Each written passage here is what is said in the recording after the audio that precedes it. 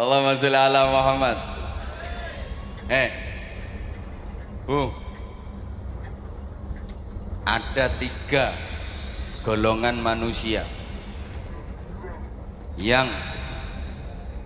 ibadahnya sebagus apapun gak akan diterima oleh Allah, doanya sebaik apapun, sekhusyuk apapun gak akan dikabulkan Allah, bahkan di akhirat gak bisa menerima syafaat Rasulullah.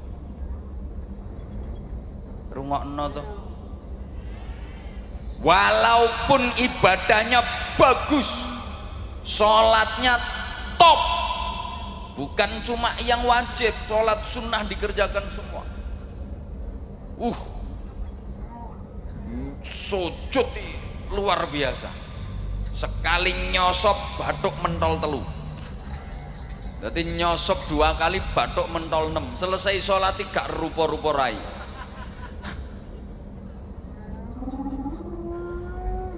Poso bendino, sodakoh nyah-nyoh, zakat ora mufakat, wiridan sak dalan-dalan maca Quran yo turut ratan, berangkat haji tiap tahun, dia pergi umroh seminggu 5 kali, iso ngomahe Mekah kok,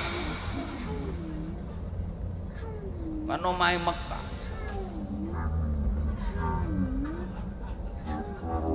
Wis tak pikir aku ngomong,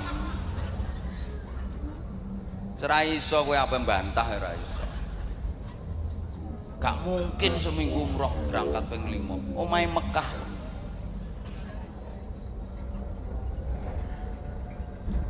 Kalau masuk 3 golongan manusia ini percuma, gak akan diterima Allah. 1, aqul walidain, anak yang durhaka kepada kedua orang tua. Naudzubillah, sehebat apapun anak, kalau sampai durhaka kepada orang tua, berani kepada orang tua, menentang orang tua, melawan orang tua, zalim kepada orang tua, menyakiti hati dan perasaan orang tua, menyia-nyiakan orang tua, padahal si anak hidupnya berkecukupan, kaya, orang tuanya hidup menderita, itu dia mentala. Alah wes kadung,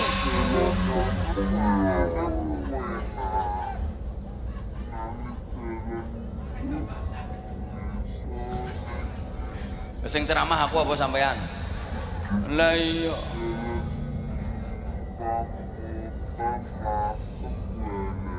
walaupun ini anak alim,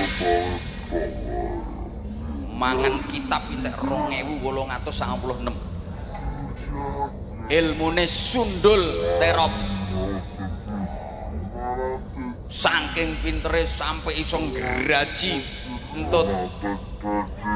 Geraji angin ini gampang, geraji entut, begitu tit kok.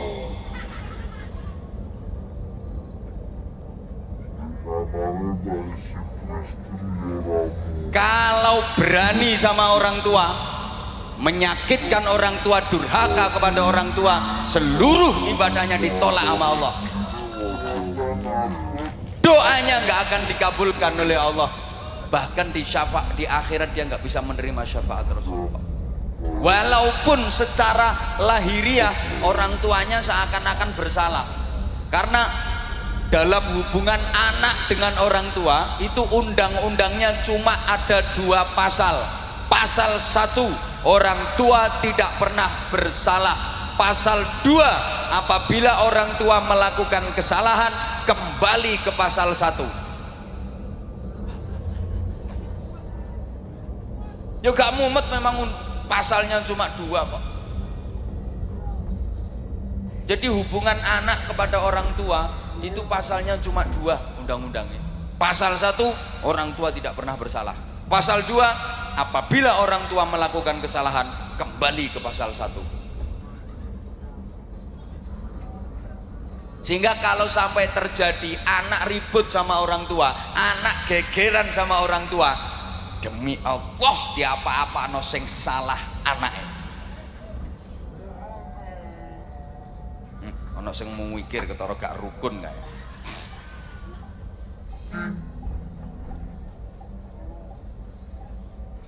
Wajar, karena nggak ada orang tua, nggak ada anak. Orang tua itu menjadi sarana lantaran wujudnya manusia di alam dunia, betul? Boleh kene ana sing tanpa wong tua, jadi morong bejudus teko lemah, apa meletek teko watu. Maka saya di mana-mana katakan selamanya anak nggak mungkin bisa membalas budi kepada orang tua, nggak mungkin anak bisa membalas jasa orang tua, nggak mungkin bisa. Orang tua pernah gembol anak, anak nggak pernah gembol orang tua. Wong tua tahu ngeden ngetokno anak, anak gak tahu ngeden ngetokno wong tuane. Ngedene yang ngetokno gedang goreng. Orang tua merawat anak itu lama dan ikhlas, gak ada yang berharap imbalan. Nah, aku ngerumat kowe sampai selawe tahun, saiki kon wis dadi tentara. Ayo hitungan sedina aku njaluk upah 50.000. Gak ada. Lah anak kalau merawat orang tua itu ya cuma sebentar, itu pun pamrih, sulit ikhlas. Kadang orang tuanya sakit itu, anak limo iso geger sak dulur. Sing ngramut yo sampean, oh sampean bagiannya paling akeh kok. Biasanya ngono kuwi lambe-lambe kudungan.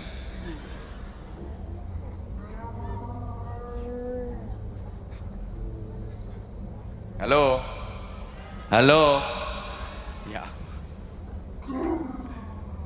rungokno. Orang tua merawat anak itu yang diharapkan hidupnya anak, sing diharap-harap uripe. Lah nek anak ngramut wong tua iki mek karo nunggu matine kok. Sorry ya. Orang tua itu mau gantiin sakitnya anak, kalau anak nggak mau gantiin sakitnya orang tua. Orang tua rela menggantikan derita anak, kalau anak nggak mungkin mau menggantikan derita orang tua. Saya udah sering kasih contoh, orang tua itu punya anak sakit, anak masih kecil sakit, ya Allah nangis semalaman nungguin anak nggak tidur. Dia nggak rela seekor nyamuk pun menggigit anaknya, hinggap di tubuh anaknya, ditunggoni sampai gak turu, nangis memohon kepada Allah, ya Allah biar saya saja yang gantiin sakitnya anak saya asal anak saya sehat. Tapi anak nggak mungkin mau gantiin sakitnya orang tua. Maaf, ayo coba sampean misalnya punya orang tua sudah pikun, ayo sampean gelem genteni, ya Allah kula sing pikun mawon.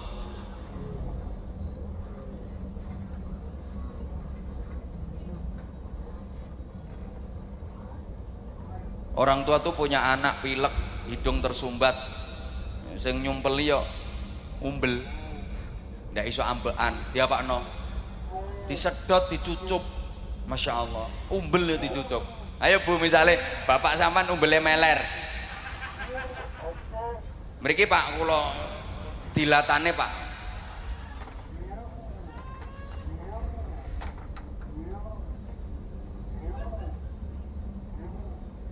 Lah orang tua itu siapa saja? Satu, abul jasad, orang tua kandung, ayah dan ibu kandung. Dua, abur ruh, yang merawat ruh, merawat jiwa, gurunya, kiainya, bunyainya, ustadz ustazahnya. Hukumnya sama orang tua. Kalau orang tua kandung itu yang merawat jasmani, kalau guru, kiai, bunyai itu yang merawat rohani. Iki dirungokno apa ora to?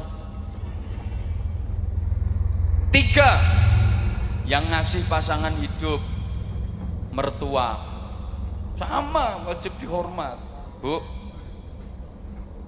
menantu kalau nggak rukun sama mertua, ya sama, itu namanya menantu yang tidak berbakti kepada orang tua, durhaka. Sama. Ada nggak? Ngacung.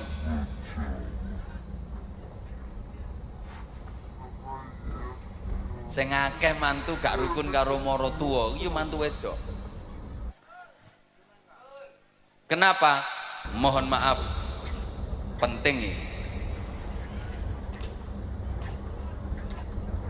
Perempuan itu cenderung serakah.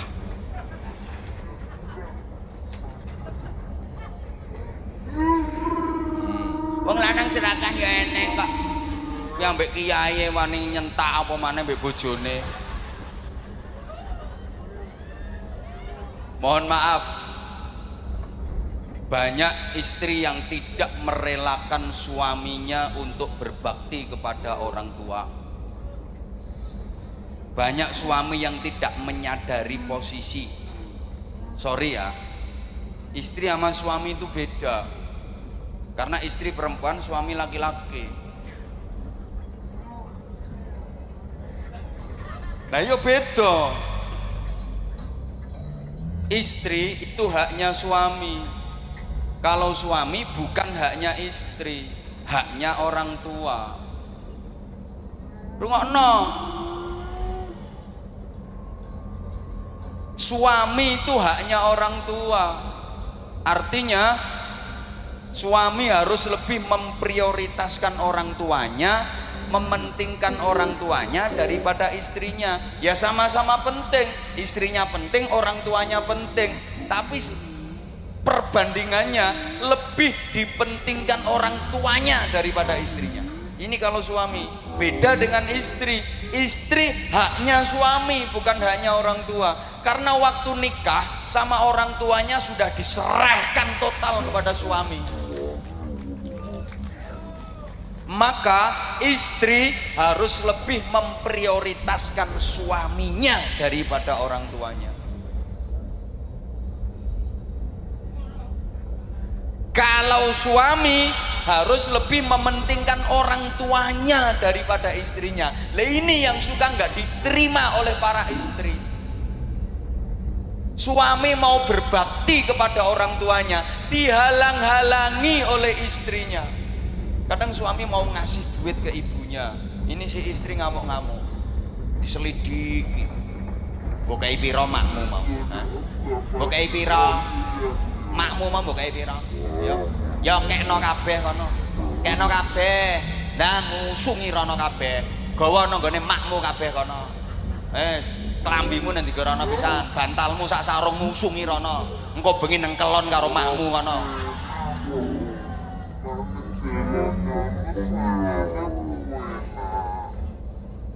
Suami mau berbakti kok dihalang-halangi. Bu, ibu harus sadar, bagi suami orang tua itu prioritas daripada istri. Bu, ikhlas nggih, relakan suamimu berbakti kepada orang tuanya. Yang orang tua suami adalah mertuamu. Maka istri solehah, calon-calon bidadari surga itu adalah perempuan-perempuan yang mengikhlaskan, merelakan suaminya berbakti kepada orang tuanya. Suaminya lebih mementingkan orang tuanya daripada dirinya sendiri. Itu perempuan-perempuan solehah, calon-calon bidadari surga. Nggih Bu nggih? Nggih Bu nggih? Jadi misalnya, Bu, suami ibu punya duit 10 juta. Nah, ibu sebagai istri dikasih 3 juta, yang 7 juta dikasihkan ibunya suami. Ikhlas nggih?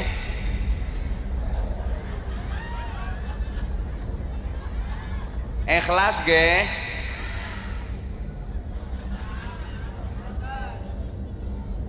Ikhlas mboten? Mulane angel mlebu swargamu ya ngono.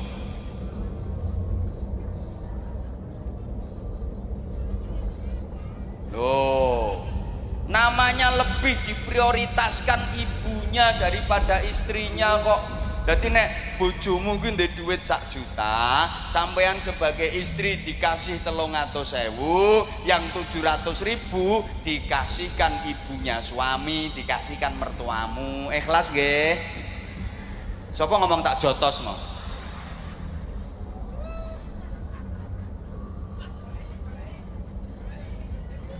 jotos deh. Kuwi istri apa petinju kok tak jotos deh. Kalau ibu ikhlas, nah itu gampang masuk surga. Itu istri solehah dan calon-calon ratu bidadari surga. Halo, rungokno.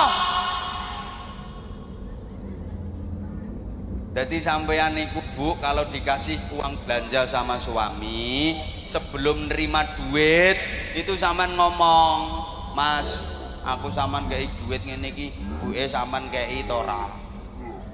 Lek buke sampean kei ya aku gelem nrimo duit iki. Lek nek buke gak sampean kei, aku mau nampani, Mas. Buke kei sik kudu luwih akeh. Lek buke wis sampean kei, lagek tak trimo. Ngoten nggih? Pret. Pret.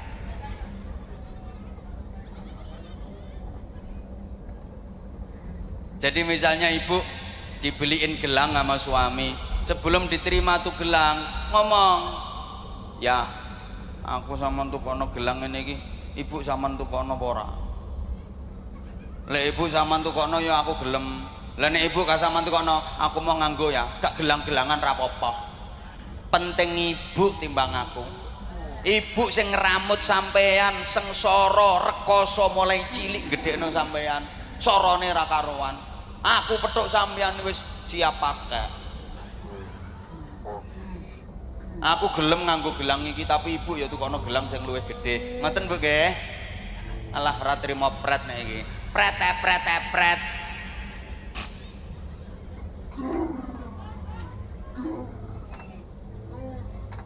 Ibu,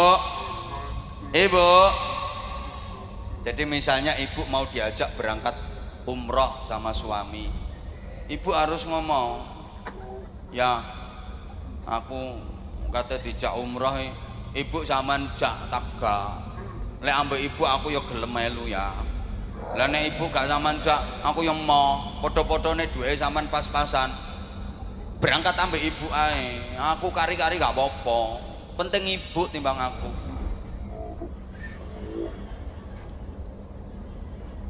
Bapak, sampean sebagai suami Pak, kalau punya istri yang karakternya seperti itu, betul-betul lelaki beruntung di dunia ini. Beja-bejane wong lanang. Subhanallah. Itu istri solihah yang memuliakan suami dunia akhirat. Betul Pak. Kalau Bapak punya istri dengan tipikal seperti itu, aku pesen Pak, ramuten sing apik jangan sia-siakan. Betul Pak, perempuan seperti itu Pak, sebelum mati jangan dikubur dulu.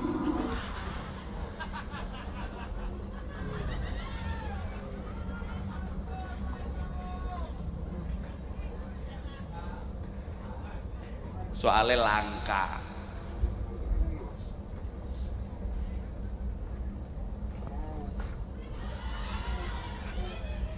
Lo udah 1,5 jam loh ini. Yang kedua, yang kedua, mahal yo gak melo urun kok. Yang ibadahnya pasti ditolak, doanya nggak mungkin diijabah, dan di akhirat nggak bisa menerima syafaat Rasulullah adalah para istri menengok. Lu memang iya kok, istri-istri yang suka melukai perasaan suami, menyakiti hati suami padahal suaminya bener, dan suka membebani suami di luar batas kemampuannya. Tak baleni pengumuman,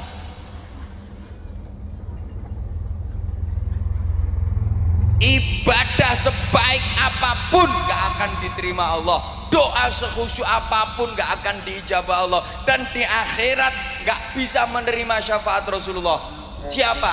Istri-istri yang suka melukai perasaan suami, menyakiti hati suami padahal suaminya bener. Aku gak bakal suami sih gak bener, Alah rungokke sik.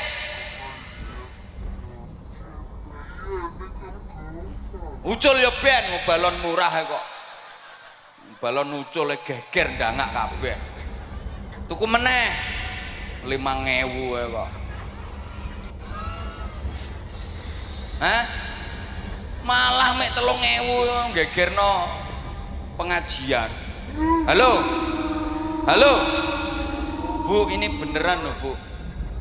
Rasulullah pernah cerita, besok di akhirat itu ada perempuan yang wujudnya enggak wujud manusia, bentuknya enggak bentuk manusia, tapi ndasnya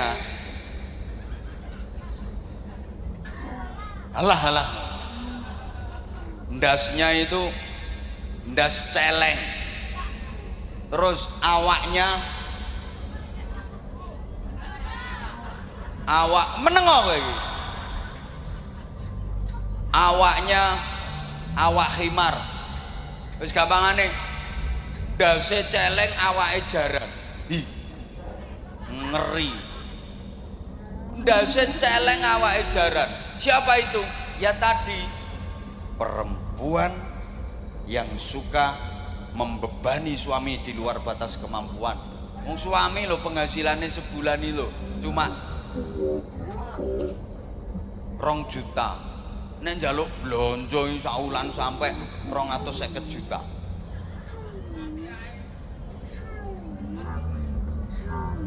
Misalnya perempuan yang suka melukai perasaan suami dan menyakiti hati suami, maka seperti itu akibatnya, ibadahmu gak akan diterima Allah. Tiwas dawir lambemu lah, dikir macam-macam, percuma. Doa nggak diijabah, di akhirat nggak bisa mendapat syafaat Rasul. Nah sekarang ganti, para suami ya harus fair dong. Ya kok wong wedok ae.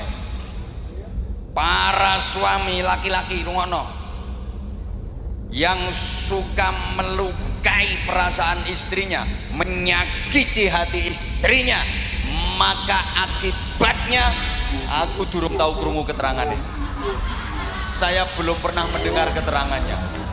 Jadi ya saya nggak pernah dengar dalilnya.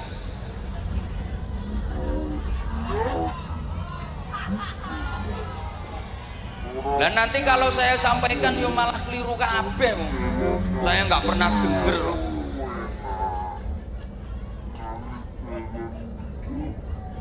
Bagusnya perempuan itu nggak perlu ngerti dalil-dalil yang kayak gitu.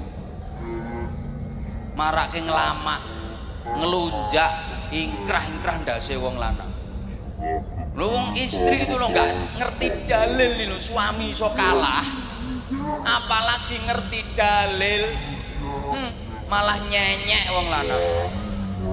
Memang istri nggak usah ngerti dalil-dalil kayak gitu, bahaya. Wong nggak ngerti dalil sing lanang kalah kok, pemane ngerti dalil.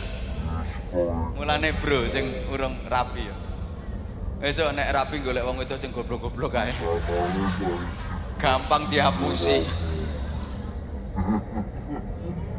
Nek pinter-pinter gak iso ngendhalekno nyonyor.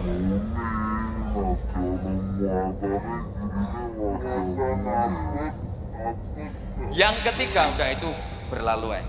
Yang ketiga, orang yang mutus silaturahim, itu yang ibadahnya nggak akan diterima oleh Allah, doanya nggak diijabah sama Allah, di akhirat nggak bisa mendapatkan syafaat Rasulullah. Maka itu perlu kita hindari 3 hal tadi. Allahumma sholli ala Muhammad. Nah selanjutnya jamaah rahimakumullah, perlu perbaikan diri, peningkatan kualitas ibadah, baik yang vertikal hablum minallah, ibadah ritual, maupun yang horizontal hablum minan nas, ibadah sosial. Halo, dilanjut mboten? Oke, tak imbui. Ya ini ibarat kerja itu lembur berarti. tambahan durasi ya. Gini, yo hidup ini harus selalu ada peningkatan dan perbaikan. Slogane hari ini harus lebih baik daripada kemarin, dan esok harus lebih baik daripada hari ini. Dalam menjalani hidup, pantang bagi kita untuk berprinsip aku masih seperti yang dulu, aku begini engkau begitu. Itu sama saja. Kalau orang Jawa bilang sami mawon, nek diteruske bokonge Mbak Mi tintup.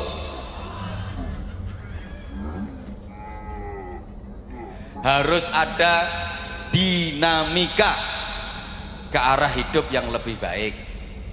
Ibu bapak jamaah rahimakumullah, pembangunan musola ini harus disertai dengan pembangunan manusianya.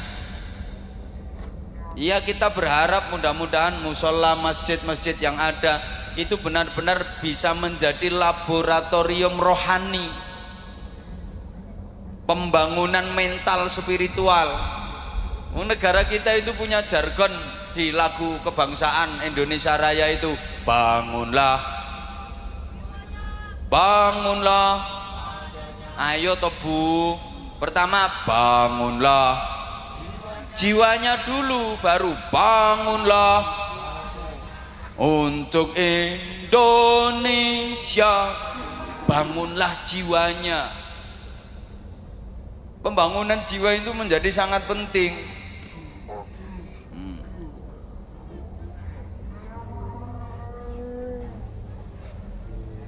Oke. Mohon gelas ini untuk dikeletak.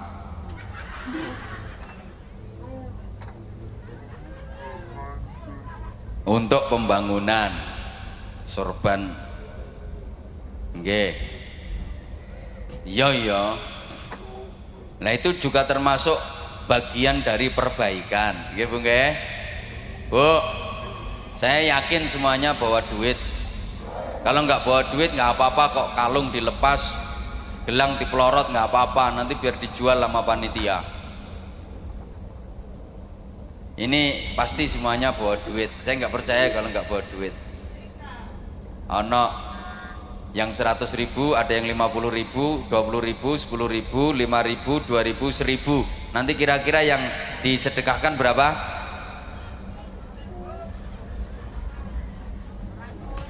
Perlu diingat, sedekah itu yang penting banyak walaupun tidak ikhlas, daripada ikhlas cuma sedikit. Tak baleni, lebih baik sedekah yang banyak walaupun tidak ikhlas daripada ikhlas tapi cuma sedikit. Kenapa? Saya berani bilang lebih baik sedekah banyak walaupun tidak ikhlas. Loh iya, daripada ikhlas tapi sedekahnya cuma sedikit. Karena kalau sedekahnya banyak, terus sedekah banyak, terus sedekah banyak, pasti lama-lama ikhlas. Mesti metu ikhlas ya. Mikir ora ikhlas, terus ngetokno akeh kok ora ikhlas. Tapi kalau sedekah itu prinsipnya yang penting ikhlas walaupun sedikit, sampai mate gak kira sedekah akeh. Dan ciri-ciri sedekah ikhlas, tanda-tanda sedekah itu ikhlas adalah sedekahnya banyak. Tandane wong sedekah ikhlas iku sedekah akeh. Soalnya nek sedekah akeh gak mikir, gak perhitungan. Tak baleni. Tanda-tanda orang ikhlas dalam bersedekah itu adalah sedekahnya banyak. Tandanya ikhlas. Soalnya gak perhitungan, gue duit piro, wis gak perhitungan. Engko urusan engko, sesuk urusan sesuk. Rezeki akeh sing guri, mesti ditempui, diganti sama Allah dengan ganti yang lebih banyak. Itu tandanya ikhlas.